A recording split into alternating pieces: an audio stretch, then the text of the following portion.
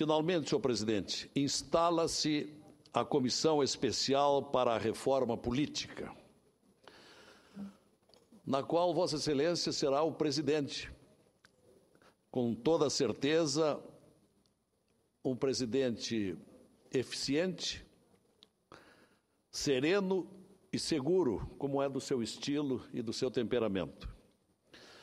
A tão esperada reforma política, por tantos anos reivindicada pela população brasileira, clamando por reformas para um país que precisa de transformações. Não adianta sermos a 7ª economia do mundo se nas pesquisas do IDH nós ocupamos o 70º lugar, sinal das desigualdades abissais que caracterizam esse nosso país.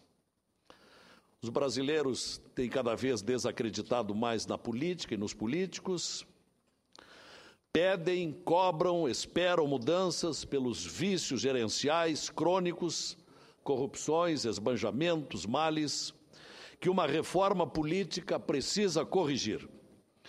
E que se quer agora aproveitar, inclusive, o cenário ruinoso que vive o país em vários aspectos, e particularmente o andamento das operações do Lava Jato, para fazermos uma operação Lava Brasil, que traga novos tempos de prosperidade, de otimismo, de crença aos brasileiros.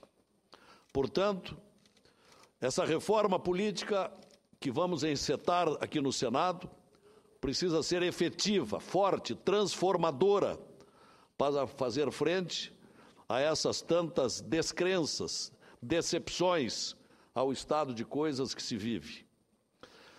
Crescimento econômico negativo, inflação incontida, juros cada vez mais altos, desestimulando investidores, indústrias parando produção, dando férias coletivas, desemprego crescendo e afligindo famílias, paralisação de obras importantes e grandes cortes orçamentários. Esse é o cenário. E esse cenário, esse quadro caótico, assusta, preocupa e, por isso mesmo, exige medidas, e entre elas a reforma política, que precisa e pode ser um caminho de reabilitação. Porque o momento ocorre porque o governo perdeu o controle gerencial do país.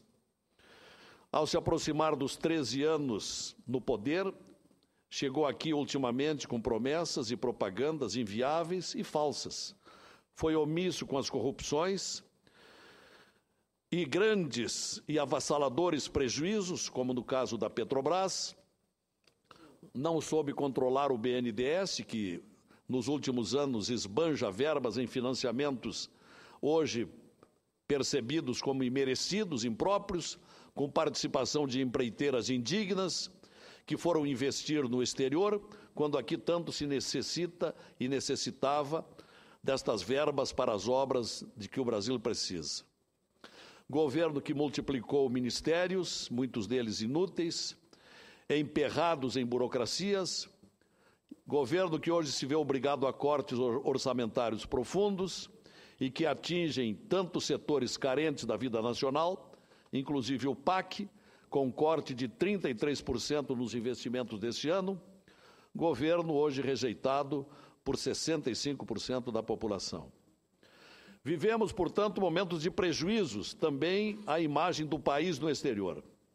E as manchetes diárias, há muitas semanas, falam mais, em vez de progressos e soluções, falam em prisões, depoimentos, acariações, envolvendo grandes empresas e lideranças conhecidas pelos desvios bilionários. Nesta hora, lembro aqui dessa tribuna o senador Simon, que tantas vezes aqui reclamava de investigação sobre os corruptores. Pois elas vieram, finalmente vieram.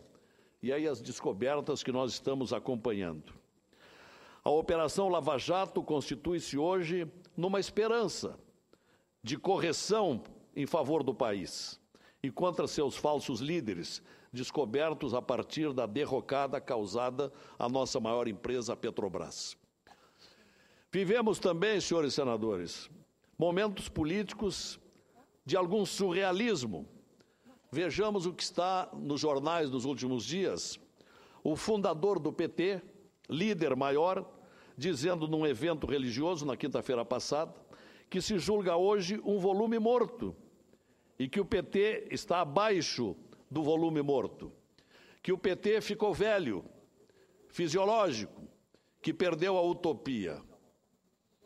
Mas por que o ex-presidente deixou chegar a esse ponto? E responsabiliza, inclusive, a sua criação, a criatura que ele levou ao poder. Um procedimento desconcertante do ex-presidente, parece que querendo tirar o corpo fora na hora ruim. Chega a insinuar que o PT deveria deixar o governo, algo incrível, porque o PT, o governo hoje é realmente dominado pelo PMDB. Então, em vez de uma autocrítica, uma crítica violenta. Ou seria uma estratégia, querendo o ex-presidente se mostrar isento de tudo o que acontece e pensando apenas em si, quem sabe num pleito ainda distante. Em suma, nós vivemos cenários de uma barafunda política no Brasil, desconcerto administrativo e estagnação econômica. Hoje, quem mais aparece é a Polícia Federal e o Ministério Público Federal. Pois é, neste clima e nesse cenário, senhor presidente, senhores senadores, é que vamos para a reforma política. Portanto, com enormes responsabilidades, no sentido de corresponder às expectativas. Que não seja uma reforma pequena, mas daquilo que é mais urgente e reclamado pela população. Não uma reforma voltada a miudezas, a temas secundários, uma reforma cosmética, parecida como a que a Câmara dos Deputados nos trouxe até agora. A Câmara dos Deputados não está, pelo que trouxe até agora, fazendo uma reforma ao encontro do que pede a população. Ontem houve a instalação da Comissão Especial da Reforma Política. Então, que esta reforma trate, sob a sua presidência, senador Jorge Viana, dos financiamentos, das campanhas, não mais por empresas. Essas doações de empresas têm sido responsáveis pelos escândalos, como se tem visto, e particularmente a Petrobras tem mostrado e a Lava Jato também. Assim como a redução de custos, que, aliás, é a voz comum fora do Congresso e dentro do Congresso. Campanhas mais baratas, objeto desta reforma imprescindível.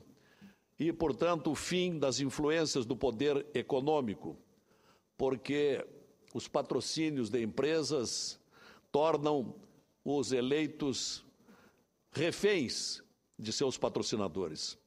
Que haja, portanto, financiamentos nas campanhas por pessoas físicas e com limites. É a solução que nós esperamos. Também esperamos, como outro item fundamental, o fim das coligações nas proporcionais para acabar com os partidos de aluguel. 28 partidos aqui no Congresso é um absurdo. E que a cláusula de barreira volte, não com o parâmetro antigo dos 5%, que pode ser realmente muito pesado, demasiado, mas um índice menor, quem sabe 2%, para não eliminar pequenos partidos, mas já tradicionais na vida político-partidária do país, que têm respeitadas posições ideológicas. Assim, senhores senadores, vamos para a construção da reforma política a partir da próxima terça-feira, em reunião já marcada. Mas que sigamos para lá, senhor presidente, com poucos temas, aqueles essenciais, porque o tempo é exíguo, praticamente em 15 dias. Depois do recesso de julho, teremos tempo para outros temas. Vamos para o principal, que corresponda às expectativas. O Senado não poderá se prestar a um malogro às expectativas dos brasileiros que tanto esperam por esta reforma política, apelidada de a reforma das reformas, mas que assim seja, que vá ao encontro e não dê encontro às esperanças dos brasileiros, que traga influências positivas na vida do país, que volte a dar credibilidade à política e aos políticos e à recuperação econômica do Brasil. Era o que tinha a dizer, senhor presidente.